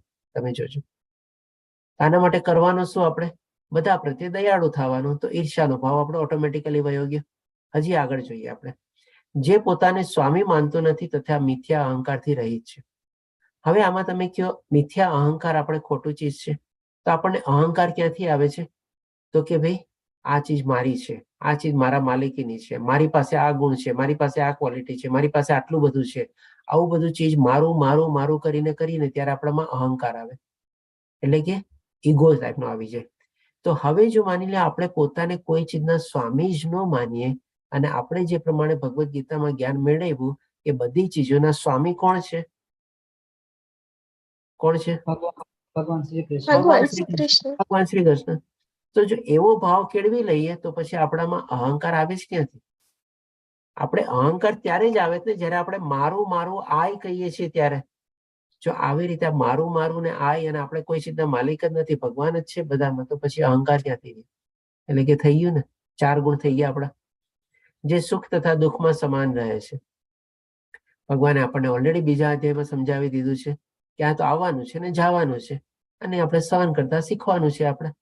તો પછી આપણે સુખ આવ્યું છે બરાબર, રહેવાનું છે સુખ થોડાક દિવસ, થોડું ઘણું દુઃખ આવશે, પાછું દુઃખે વહી જશે, પાછું સુખે આવશે, ચાલતા રાખશે સાયકલની જેમ. તો એનામાં જેમ દિવસ અને રાત થાય છે, તો એના માટે આપણે ગભરાવાની જરૂર શું છે? જે સહિષ્ણુ છે સદા સંતુષ્ટ રહે છે. હવે સહિષ્ણુ કોણ હોય? તો કે જેનામાં સહન શક્તિ હોય. જો એ સુખ અને દુઃખમાં સમાન ભાવે રહી ગયો તો ઓટોમેટિકલી એનામાં સહન શક્તિ આવી જ ગઈ ને, પછી એને કેળવવાની જરૂર શું પડી? અથવા તો ઓટોમેટિકલી માની લો સહન શક્તિ એને કેળવી લીધી તો સુખ દુઃખમાં બેલેન્સ રહેવાનો જ છે પછી. એટલે કે પછી એને દુઃખ અને સુખમાં કઈ ફરક લાગશે જ નહીં, સદા સંતુષ્ટ રહે છે. સંતુષ્ટ એટલે કે શું? પોતાની પાસે જે છે એનાથી પોતે સેટિસ્ફાઈડ છે, અને બીજી કોઈ ચીજ મેળવવાનું એને કોઈ વધારે એટ્રેક્શન નથી, અથવા તો એને અભાવ બી નથી આપણે. તો ડેફિનેટલી જ્યારે સહનશીલ એનામાં આવી ગઈ હોય તો કોઈ ચીજ વગર બી ચલાવવાની એનામાં સહનશીલતા આવી જ ગઈ હોય ને, તો ઓટોમેટિકલી સંતુષ્ટ થઈ જ ગયો, સેટિસ્ફાઈડ થઈ જ ગયું આપણે. આત્મસંયમી છે અને દ્રઢ નિશ્ચયપૂર્વક મારામાં મન બુદ્ધિ સ્થિર કરી ભક્તિ પરાયણ રહે છે. આત્મસંયમી એટલે કે શું? જેને આત્મજ્ઞાન ને બધું મળી ગયું છે. હવે જેને આત્મજ્ઞાન મળી ગયું હોય તો ડેફિનેટલી જાણી જ ગયું હોય ને. જેમ ભગવાન શ્રી કૃષ્ણ આપણને 9મા અધ્યાયમાં 8મા અધ્યાયમાં બધી જગ્યાએ કહે છે ને કે જેને મારામાં દ્રઢ વિશ્વાસ થઈ ગયો છે મારી ભક્તિમાં સંલગ્ન થઈ જાય છે, તો પછી ડેફિનેટલી આત્મજ્ઞાન ને બધું મળી ગયું તો પછી નિશ્ચયપૂર્વક ભગવાનની ભક્તિમાં પરાયણ થઈ જ જવાનું છે. તો હવે તમે જોવો છો કે ભાઈ આ બધું આપણને એપરન્ટલી વાંચીએ ત્યારે આપણને લાગે ને બહુ આ થિયોરિટિકલ છે, આ બધું આટલું પ્રેક્ટિકલ પોસિબલ નથી. પણ જેમ આસ્તે આસ્તે આપણે ઊંડી સમજણમાં આપણે કેળવીએ અને એને પ્રેક્ટિકલી પોસિબલ કરવાનો પ્રયત્ન કરીએ ને તો ડેફિનેટલી થવાનું જ છે. એવી જ રીતે હવે આગળ પણ ભગવાન શ્રી કૃષ્ણ આપણને બીજા ગુણો બતાવશે. તો 15મા શ્લોકમાં કહે છે કે જે કોઈને કષ્ટ આપતો નથી અને જે કોઈને અન્ય કોઈના કારણે અસ્વસ્થ થતો નથી. આ પણ કેવી રીતે કેળવી શકીએ? જ્યારે આત્મજ્ઞાન આપણે કેળવી લીધેલું હોય કે ભાઈ આપણે આત્મા, આપણી અંદર જે આત્મા છે એ સામેવાળાના પણ જીવમાં આત્મા છે, તો આપણે શું કામ એને કષ્ટ આપીએ, શું કામ એને તકલીફ આપીએ આપણે? અને અન્ય કોઈના કારણે અસ્વસ્થ બી થતો નથી, કારણ કે આગલા શ્લોકમાં જ આપણે શું સમજી ગયા કે સુખ અને દુઃખમાં સંભાવ રહે છે. તો કોઈ આપણને કોઈ તકલીફ આપવાની કોશિશ બી કરે, આપણને માની લે થોડી ઘણી તકલીફ પડી બી ગઈ, આપણે એને સહન કરતા શીખી ગયા. જે સુખ તથા દુઃખમાં, જેમ આગલા શ્લોકમાં હતું જે પ્રમાણે, ભય તથા ચિંતામાં સંભાવયુક્ત રહે છે. ભય તથા ચિંતામાં આનો મતલબ શું આપણે? તો કે ભાઈ આપણને ભય શેનો? મૃત્યુનો ભય. આપણે તો શરીર છે જ નહીં, આત્મા છે, આત્મા ક્યારે મરવાની જ નથી, તો ભય શેનો? ચિંતા શેની? તો કે ભવિષ્યની ચિંતા. અરે ભાઈ આપણે તો અહીંયા ટેમ્પરરી આવ્યા છે ને જે થાય છે બધું ભગવાનની મરજીથી થાય છે. આપણે ગઈકાલના વિશ્વરૂપ દર્શનમાં જોઈ ગયા, ભગવાન જ કહે છે અર્જુનને કે ભાઈ આ બધાને તો મેં મારી જ નાખ્યા છે, તું તો ખાલી નિમિત્ત માત્ર છે, ઉભો થા અને યુદ્ધ કર. તો બધી ભગવાનની યોજના પ્રમાણે ચાલે છે, તો જે થવાનું હશે થશે, મારે શેની ચિંતા? ભય અને ચિંતા ઓટોમેટિકલી વહી ગઈ, અથવા તો આપણે એમાં બેલેન્સ ભાવ આપણે રહી શકીએ, સંભાવિત રહી શકીએ. આવી રીતે કહે છે કે ભાઈ એવું એ ફક્ત મને બહુ પ્રિય હોય છે. આપણે અહીંયા જેમ કે ચિત્રકેતુ મહારાજ છે, એને જ્યારે પાર્વતી માતા શાપ આપે છે કે ભાઈ જા તું અસુરીઓનીમાં તારો જન્મ થશે, ત્યારે એ શાપને પણ પોતે માથે ચડાવે છે અને પાર્વતી માતાને એક જ રિક્વેસ્ટ કરે છે કે ભાઈ મને એવું આશીર્વાદ આપો આપણા શાપની સાથે કે હું ભગવાનની ભક્તિ ક્યારે ભૂલું નહીં. બસ ભગવાનની ભક્તિ મારી અવિચળ ભાવે ચાલતી રહેવી જોઈએ, ભલે અસુરીઓનીમાં પણ જવા તૈયાર છું. તો આવા બધા ભગવાનના ભક્તો હોય છે. પછી ભગવાન શ્રી કૃષ્ણ હજી 16મા શ્લોકમાં કહે છે, ભક્ત જે પ્રવૃત્તિઓના સામાન્ય ઘટનાક્રમ પર અવલંબિત રહેતો નથી. પ્રવૃત્તિઓના સામાન્ય ઘટનાક્રમ એટલે કે શું? આપણે જે આપણે રોજબરોજની ડેઈલી રૂટીન લાઈફ જે જીવીએ છીએ ને આપણે, એકવાર આપણે ડિસ્ક્રાઇબ કર્યું હતું ને કે આપણે એક ટાઈપની બોક્સ લાઈફ જીવીએ છીએ. આપણે એ બોક્સમાં ને બોક્સમાં જ આપણે રહીએ છીએ. આપણે સવારથી ઉઠીને લઈને રાતના સુતા સુધીમાં આપણે એક ટાઈપની આપણે બોક્સ લાઈફ, એટલે કે રૂટીન ઘટનાક્રમ ઉપર અવલંબિત રહેતો નથી. એટલે કે એને એટલું ઇમ્પોર્ટન્સ નથી આપતો. આપણે કરવાનું છે એ બધું કરવાનું છે, પણ જે પવિત્ર નિપુણ શેમાં? તો કે ભગવાનની ભક્તિમાં. નિપુણ એટલે એક્સપર્ટ. ચિંતા રહી તથા સમસ્ત દુઃખોથી મુક્ત છે. ચિંતા કોઈ રહેતી જ નથી એને. જે કાંઈ પણ દુઃખ આવે છે ભગવાનની કૃપા સમજીને સ્વીકારી લે છે અને એનાથી પણ પોતે મુક્ત છે. અને કોઈ ફળ માટે પ્રયાસ કરતો નથી. તે મને અત્યંત પ્રિય છે. તો અહીંયા પણ જેમ કે આપણે સુદામાજીની સ્ટોરી છે. સુદામાજી આપણે જાણીએ છીએ કે ભગવાનના લંગોટિયા મિત્ર હતા. ભગવાનના બહુ સારા મિત્ર હતા. નાનપણથી ભગવાનની સાથે રમ્યા હતા, કર્યા હતા. પછી જ્યારે ભગવાન દ્વારકાધીશ થઈ જાય છે અથવા દ્વારિકા નગરી જ્યારે પોતે નિર્માણ કરે છે વિશ્વકર્મા થ્રુ આપણે, અને એમના રાજા તરીકે થઈ જાય છે, ત્યારે આ જે સુદામા એના જે મિત્ર હતા એ બહુ ગરીબ હતા. આપણે બ્રાહ્મણ હતા, બહુ ગરીબ હતા, અને બહુ એમની દરિદ્ર અવસ્થા હતી. કહીએ ને કે ભાઈ આખા દિવસમાં 2 ટાઈમ ખાવાનું પણ એમની પાસે નહોતું. ત્યારે એમના પત્ની એને શું કહે છે કે ભાઈ તમારા તો આટલા જૂના મિત્ર છે, આટલા મોટા મિત્ર છે, આખા દ્વારકાધીશ કહેવાય છે, દ્વારકા નગરીના રાજા છે, તમે એની પાસે કેમ નથી જતા? એમની પત્નીનો એવો નિર્દેશ નહોતો કે ભાઈ તમે ત્યાં જઈને સીધી માગણી કરો, પણ તમે જાઓ તો સહી, તમારા મિત્રને મળો તો સહી, તમારી સ્થિતિનું ખાલી વર્ણન કરો, એ તમારા ઉપર ડેફિનેટલી કૃપા કરશે. તેમ છતાં પણ શું સુદામાની જવાની ઈચ્છા ઓછી હતી? પણ જેમ આપણામાં કહે છે ને કે બાળ હઠ અને સ્ત્રી હઠ એની આગળ ચાલે નહીં, એટલે કે એની પત્નીની આવી ઈચ્છાથી અને એની રિક્વેસ્ટથી પોતે જાય છે, ભગવાન પાસે જાય છે. ભગવાન પણ એનું બહુ સારું સ્વાગત કરે છે. એમના પત્નીને કહે છે કે ભાઈ તમે આને હવા નાખો અને પંખો નાખો. અને ભગવાન શ્રી કૃષ્ણ પોતે એમના મિત્રના, ત્યારે મિત્ર નથી જોતા પણ એનાથી પણ વધારે ઉપર જોવે છે. શું જોવે છે કે ભાઈ બ્રાહ્મણ છે, બ્રાહ્મણત્વ તરીકે એને રિસ્પેક્ટ આપીને એમના ચરણ ધોવે છે આપણે ભગવાન શ્રી કૃષ્ણ પોતે.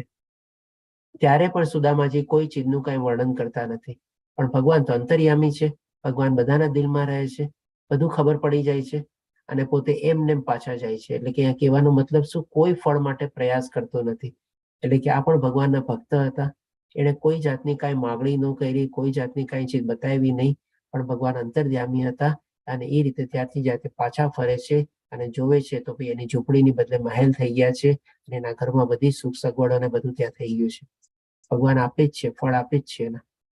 એટલે કે ટૂંકમાં કહેવાનો મતલબ શું કે ભાઈ જે ભગવાનના ભક્તો હોય છે ને એ આવી રીતે ભિખારીની જેમ કોઈ દી માગતા નથી ભગવાન પાસે. ભગવાનને તો ખબર જ છે, આપણે 9મા અધ્યાયના 22મા શ્લોકમાં બી જાણી ગયા. ભગવાન કહે છે કે મારા ભક્તોની જરૂરિયાત પૂરી કરું છું અને એની પાસે જે છે એનું રક્ષણ કરું છું. એટલે કે ટૂંકમાં માગવાનું નથી હોતી, અને શેનું રક્ષણ કરે છે અને શેની પૂર્તિ કરે છે એ પણ આપણે 2 સેન્સમાં સમજાતા, આધ્યાત્મિક રીતે અને ભૌતિક રીતે, બંને રીતે. હવે પછી ભગવાન શ્રી કૃષ્ણ 17મા શ્લોકમાં કહે છે કે જે કદી હર્ષ પામતો નથી કે કદી શોક કરતો નથી. અહીંયા પણ આપણે પ્રહલાદ મહારાજની સ્ટોરી છે. આપણે જાણીએ છીએ કે પ્રહલાદ મહારાજના આપણે પિતાજી હતા હિરણ્યકશ્યપ, જે આપણે અસુર હતા આપણે. અને પ્રહલાદ મહારાજ જે ભગવાનના ભક્ત હતા, શુદ્ધ ભક્ત હતા, એનો કેટલો બધો વિરોધ કરે છે, કેટલી બધી રીતે એમને મારવાની કોશિશ કરે છે. બધીમાંથી પોતે બચી જાય છે. આપણે કાંઈ એને કાંઈ થતું નથી પ્રહલાદ મહારાજને. તે બચી જાય છે, તેમાં શું કોઈ હર્ષ પામતા નથી અને કદી શોક કરતા નથી. એમ નથી કે મારા પિતા થઈને મારા ઉપર આવો અત્યાચાર કરે છે, મને મારવાની કોશિશ કરે છે, એનો પણ કોઈ શોક નથી કરતા. જે પશ્ચાતાપ કરતો નથી, એવું કંઈ ખોટું કામ કરે તો પશ્ચાતાપ કરવાનો વખત આવે ને. એટલે કે ભગવાનના ભક્તો શું છે, આવી રીતે કોઈ એને પશ્ચાતાપ કરવાનો વખત આવતો નથી, અથવા તો પોતે કરતા બી નથી પાપ કૃત્ય. કે નથી કશું ઈચ્છતો કે જે શુભ તથા અશુભ બંને વસ્તુનો પરિત્યાગ કરે છે. અને જે એટલે કે એને કઈ ઈચ્છા બી નથી હોતી વધારે. એની ઈચ્છા એકમાત્ર હોય છે કે ભાઈ ભગવાનની ભક્તિમાં હું સંલગ્ન રહું, બસ મને ભગવાનની ઓર ને ઓર આગળ ભક્તિ પ્રાપ્ત થાય, બસ એના સિવાય બીજી કોઈ ઈચ્છા નથી હોતી. જે સુખ તથા અશુભ બંને વસ્તુઓનો પરિત્યાગ કરે છે. બે વચ્ચેનો કોઈ ડિફરન્સ જ નથી હોતો. સુખ તથા દુઃખ, પછી આપણે ઠંડી તથા ગરમી, બધી ચીજોમાં સુખ તથા અશુભ, બધી ચીજમાં એકદમ ન્યુટ્રલ ભાવે રહીએ છે. તે ભક્ત મને અત્યંત પ્રિય હોય છે. હજી આગળ ભગવાન શ્રી કૃષ્ણ 18 અને 19મા શ્લોકમાં કહે છે કે જે શત્રુઓ તથા મિત્ર પ્રત્યે સમાન રીતે વર્તે છે. તમે કહેશો કે ભાઈ ભગવાનના જે ભક્ત છે એને વળી મિત્ર કોણ ને શત્રુ કોણ? તો ડેફિનેટલી એને બધા મિત્ર જ હોય છે, કારણ કે આપણે ઓલા શ્લોકમાં જાણી ગયા ને, જે બધા પ્રત્યે દયાળુ ભાવ એ છે, ઈર્ષા કરતો નથી, તો ડેફિનેટલી ભગવાનના ભક્તો માટે બધા મિત્રો જ હોય છે, પણ હવે સામેવાળો વ્યક્તિ આ ભક્તને જો દુશ્મન માનતો હોય તો એમાં બિચારા ભક્તનો શું હક? તો એ સેન્સમાં આપણે લેવાનું છે અહીંયા કે જે શત્રુઓ તથા મિત્ર પ્રત્યે સમાન રીતે વર્તે છે. એટલે કે ભક્ત માટે જો ક્યારેક એવો નિર્ણય કરવાનો સમય આવે તો એ આવી રીતે સામે બે માણસ જે ભક્ત શત્રુ અથવા મિત્ર તરીકે નથી રહેતો, એ બંને પ્રત્યે સમાન વર્તન કરે છે. એ એમ નથી વિચારતો કે ઓલો તો મને શત્રુ માને છે ને, ચાલ હવે મને મોકો મળ્યો છે ને તો હું પણ એને એવી રીતે બદલો લઉં. ડેફિનેટલી એવું કઈ વિચારતો નથી અને બંને પ્રત્યે જે રીતે ન્યુટ્રલ ભાવે રહેવાનું એ રીતે વર્તે છે. જે માન તથા અપમાનમાં, ઠંડી તથા ગરમીમાં, સુખ તથા દુઃખમાં. ઠંડી તથા ગરમીનો મતલબ શું? તો કે ભાઈ ફેવરેબલ સિચ્યુએશન, અનફેવરેબલ સિચ્યુએશન, પ્રતિકૂળ સંજોગો, અપ્રતિકૂળ સંજોગો, અનુકૂળ સંજોગો અથવા પ્રતિકૂળ સંજોગો, એવી રીતે એ સેન્સમાં આપણે લેવાનું છે. ઠંડી ગરમી એટલે કે સિઝનના હિસાબે નહીં, પણ સુખ તથા દુઃખમાં, કીર્તિ તથા અપકીર્તિમાં સંભાવિત રહે છે. એટલે કે આ બધા કોન્ટ્રાસ્ટિંગ સિચ્યુએશનમાં પોતે બેલેન્સ રીતે પોતે જીવે છે. બહુ વધારે એક્સાઇટ નથી થતો કે બહુ વધારે સ્ટ્રેસ, ટેન્શન, ડિપ્રેશનમાં નથી આવી જતો. એકદમ સરસ રીતે જીવે છે, કારણ કે એ જાણે છે કે ભાઈ આ તો બધું ત્રિગુણી માયાના પ્રભાવ હેઠળ ચાલે છે અને એ પ્રમાણે ચાલતું રહેવાનું છે. જે દુસંગથી સદા અળગો રહે છે, આ બહુ ઇમ્પોર્ટન્ટ છે. આપણે જે ભગવાનના ભક્ત હોય છે ને એ હંમેશા છે ને દુસંગ કેળવે છે. કોનો દુસંગ કેળવે છે? તો કે જે અભક્ત હોય છે, ભગવાનમાં વિશ્વાસ નથી ધરાવતા, ભગવાનમાં કોઈ જાતની આસ્થા, શ્રદ્ધા કે કઈ છે નહીં, અને જે લોકો નાસ્તિક છે. આ ત્રણ લોકનો છે ને, અથવા તો ઘણા લોકો છે ને ન્યુટ્રલ ભાવે છે. ટોટલ આપણે એક જો શું સદંતર નાસ્તિક હોય કે ચાલો એ માનતા જ નથી કે ભગવાન છે. બીજા લોકો શું હોય કે ભાઈ ન્યુટ્રલ ભાવે રહીએ, હા ભગવાન છે તો સહી, પણ હજી એટલું મનમાં ઉતરતું નથી, કેવી રીતે, શું કરવું શું નહીં. તો આપણે છે ને એક સેન્સમાં કહીએ ને તો ભગવાનના અભક્ત જ છે, કે ભગવાનમાં હજી સંપૂર્ણ રીતે એને વિશ્વાસ નથી કેળવ્યો, સંપૂર્ણ રીતે એને આસ્થા અને શ્રદ્ધા નથી બેઠેલી, તો એ પણ આપણે કહી શકીએ કે અભક્ત જ છે આપણે. અને કે ડેફિનેટલી બીજા દુસંગ એટલે એ કે ભાઈ જે ભગવાનની ટીકા કરતા હોય. આપણે ઘણીવાર એવું હોય છે કે જે નાસ્તિક હોય છે ને એ ભગવાનની ટીકા નથી કરતા, ખાલી એટલું રહીને ચૂપ રહી જાય કે ભાઈ હું ભગવાનમાં માનતો નથી. પણ ઘણા લોકો તો શું છે, એનાથી પણ બિયોન્ડ હોય છે, ભગવાનની ટીકા કરે છે, ભગવાનની પણ ઈર્ષ્યા કરે છે, જેમ કે આપણે શિશુપાલ. આ બધા લોકો, અને આજના કળિયુગમાં પણ એવા ઘણા બધા લોકો આપણને મળે છે. તો આવા ત્રણથી આપણે દુસંગ કેળવવાનો. એવા દુસંગથી સદા અળગો રહે છે, સદા મૌન ધારણ કરે છે. મૌન ધારણ કરેનો મતલબ શું? કે ભાઈ બને ને એટલું બોલવાનું, જરૂર પડતું બોલવાનું નહીં. તમે જ્યારે લેવલ 2 અને લેવલ 3 આવશો ને ત્યારે તમને ખબર પડશે કે આપણે આજે જો આપણી જીભને કંટ્રોલ કરી લઈએ ને તો પણ છે ને આપણને ભક્તિ માર્ગમાં આપણે આગળ વધવા માટે બહુ આપણને ફાયદાકારક થાય છે. જીભને આપણે બે રીતે કંટ્રોલ કરી શકીએ. એક તો શું, આપણે મૌન પાડીને, અને બીજું જે આપણે ખાવાની જે વૃત્તિ હોય ને એના ઉપર આપણે કંટ્રોલ મેળવીને. તો આ બે રીતે પણ આપણને ઘણો બધો ફાયદો થાય છે ભગવાનની ભક્તિ કરવામાં, આગળ વધવામાં. એ પણ આપણના મનને કંટ્રોલ કરવામાં પણ બહુ મદદ કરે છે આપણને. એટલા માટે અહીંયા કીધેલું છે સદા મૌન ધારણ કરે છે તથા મળે તે વસ્તુથી સંતુષ્ટ રહે છે. આ પણ ચીજ આપણે ઓલરેડી જાણી ગયા. સદા સંતુષ્ટિ અને સહિષ્ણુ. જે નિવાસ માટે ઘરની પરવા કરતો નથી. આનો મતલબ શું? નિવાસ માટે ઘરની પરવા કરતો મીન્સ કે ભાઈ જે કાંઈ પણ એને સુવિધા, સગવડ જે ઉપલબ્ધ હોય ને એનાથી બધું ચલાવે છે. એમ નહીં કે ભાઈ મને ભગવાનની ભક્તિ કરવી છે તો મને આટલી ટોપ ક્લાસ ફેસિલિટી મળવી જોઈએ, એવું નહીં. ઘણીવાર આપણે ભગવાનના તીર્થધામમાં જઈએ તો આપણે આપણા ઘરમાં માની લો એસી રૂમમાં રહેતા હોય, એ બધું હોય, ત્યાં આપણને કોમન ધર્મશાળામાં રહેવું પડે. આપણા પોતાનું ટોયલેટ ન હોય, સેપરેટ ટોયલેટ, ત્યાં આપણે કોમન વોશરૂમમાં એમાં જવું પડે. આપણે આવી બધી સગવડો, આપણને અગવડો ત્યાં બધી ભોગવવી પડે. આપણે ત્યાં ઉઘાડા પગે ચાલવું પડે, તડકામાં ચાલવું પડે. તો આ બધું ચીજ શું છે, આપણે ઘણી બધી આપણને ત્યાં એવી કહેવાતી ગંદકી દેખાય આપણને કે જો કેટલું ગંદુ છે. આપણે જેમ કે ગંગા સ્નાન કરવા ગયા હોઈએ આપણે, અને ત્યાં જો આપણે ગંદકી જોઈને આપણે સ્નાન ન કરીએ તો એ ખોટું છે. આપણે ગંગાની પવિત્રતા જોવાની છે, એમાં રહેલી ભૌતિક ગંદકીને આપણે નથી જોવાની. એની આધ્યાત્મિક પવિત્રતા શું છે એનું ઇમ્પોર્ટન્સ જાણીને આપણે એમાં સ્નાન કરવાનું છે, કરી લેવાનું. તો આનો મતલબ એ છે કે ભાઈ જે નિવાસ માટે ઘરની પરવા કરતો નથી, એટલે કે આવી બધી સુખ સગવડને આપણે જોવાની નથી. એના પ્રત્યે થોડુંક આપણે બેદરકાર બનવાનું છે. આપણે આધ્યાત્મિક પ્રવૃત્તિમાં જો આપણે આગળ વધવું હોય તો આપણે જે જ્ઞાનમાં દ્રઢ છે, આત્મજ્ઞાનમાં એમાં, અને ભક્તિમાં સંલગ્ન રહે છે. અહીંયા પણ 10 ગુણ બતાવે છે, એટલે તમે જોઈ શકશો 13 થી લઈને 19મા શ્લોકમાં ટોટલ ભગવાન શ્રી કૃષ્ણ આપણને 29 ગુણ બતાવે છે અને આના પ્રત્યે કહે છે આવો મનુષ્ય મને અત્યંત પ્રિય છે. અહીંયા પણ જેમ કે અંબરીશ મહારાજની સ્ટોરી છે, આપણે અંબરીશ મહારાજ જે છે ભગવાનની પોતાની દરેક ઇન્દ્રિય ભગવાનની ભક્તિમાં લગાડતા હતા. હવે જોગાનું જોગ એક દિવસ થાય છે શું, જેમ આપણે એકાદશી કરીએ અને બીજે દિવસે પારણું કરવાનું હોય તો એવી એક વખત આપણે બીજે દિવસે પારણું કરવાનો સમય હોય છે અને ત્યારે ત્યાં દુર્વાસા મુનિ આવે છે. દુર્વાસા મુનિ પણ આ અંબરીશ મહારાજની પરીક્ષા લેવા ત્યારે આવે છે અને દુર્વાસા મુનિ આવે છે અને અંબરીશ મહારાજ એને કહે છે કે ચાલો આપણે પારણું સાથે કરશું. અંબરીશ મહારાજ દુર્વાસા મુનિ કહે છે કે પહેલા હું થોડું ગંગા સ્નાન કરી આવું, સ્નાન કરીને પવિત્ર થઈને આવું, પછી આપણે ભોજન લેશું. હવે અજાણતા થઈ જાય છે શું કે ભાઈ જે સ્નાન કરવા જાય છે ત્યાં ધ્યાનમાં ઉતરી જાય છે અને એ ધ્યાનમાં ઉતરી જાય છે અને અહીંયા જે પારણાનો સમય જે છે એ પાર થતો જાય છે. તો પછી એના મંત્રી લોકો એને સલાહ સૂચન આપે છે કે આપ ખાલી ભગવાનનું ચરણામૃત લઈ લ્યો તો જેથી કરીને આપણે પારણાનો સમય બી સચવાઈ જશે અને ફરીથી જયારે દુર્વાસા મુનિ આવે ત્યારે આ બધા ભોજન બી સાથે લેશું. તો એ જે ચરણામૃત લે છે એ દુર્વાસા મુનિને પોતાની યોગ સાધનાથી ખબર પડી જાય છે કે ભાઈ અંબરીશ મહારાજે આવી રીતે ચરણામૃત લઈ લીધું છે અને પારણું કરી લીધું છે અને ક્રોધિત થાય છે. અને દુર્વાસા મુનિનો ક્રોધ એટલે કે આપણે સૌ જાણીએ છીએ કે ભાઈ એમના નાકના ટેરવે ક્રોધ રહેતો આપણે, અને એવી રીતે ક્રોધિત થઈને એક રાક્ષસને પ્રગટ કરે છે કહે છે કે ભાઈ અંબરીશ મહારાજને તું મૃત્યુ કર. ત્યારે ભગવાનનું સુદર્શન ચક્ર આવે છે અને અંબરીશ મહારાજનું રક્ષણ કરે છે અને એ સુદર્શન ચક્રથી બચવા આપણે દુર્વાસા મુનિ જાય છે તો કે પેલા બ્રહ્માજી પાસે જાય છે. બ્રહ્માજી કહે છે કે ભાઈ આમાં હું કાંઈ ન કરી શકું. પછી શિવજી પાસે જાય છે તો કહે છે કે ભાઈ આ તો વિષ્ણુનું છે સુદર્શન ચક્ર, આમાં તો તું એની પાસે જઈશ તને મદદ કરશે. પછી એમની પાસે જાય છે તો એ કહે છે કે ભાઈ આ તો મારા ભક્તના કામમાં લાગેલું છે, આપણે તું મારો ભક્ત પાસે જા, જો ભક્ત તને માફ કરશે તો જ એ થશે.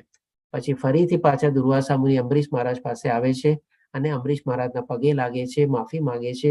ત્યારે અંબરીશ મહારાજ પણ શું સારા ભક્ત તરીકે, જેમ અહીંયા છે ને કીધું ને શત્રુ તથા મિત્ર પ્રત્યે સમાન રીતે વર્તે છે. ત્યારે એ રીતે પોતે દુશ્મન તરીકે નથી જોતા દુર્વાસા ઋષિને કે એમણે મને આવી રીતે શાપ આપેલો છે અને આમ થયું છે, તો પણ એને ત્યારે દુર્વાસા ઋષિ પછી સુદર્શન ચક્રને શાંત કરે છે અને દુર્વાસા ઋષિને માફી આપે છે.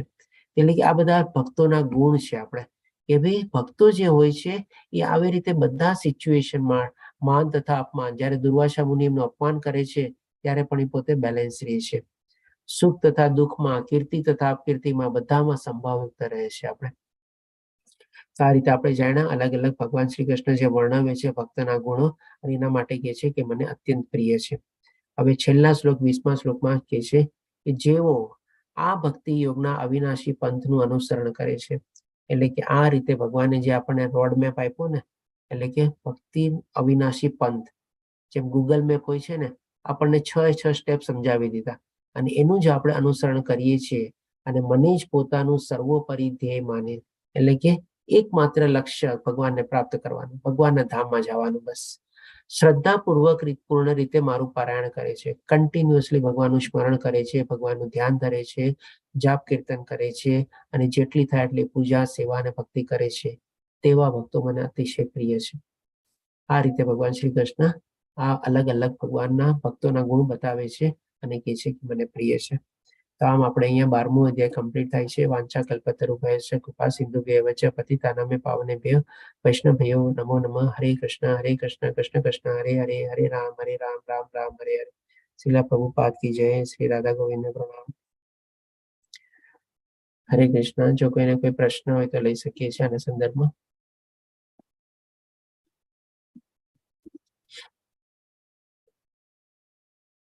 મનીષા માતાજી, તેજસ પ્રભુજી, કૃતિ માતાજી, કરણ પ્રભુજી, કોઈ પ્રશ્ન?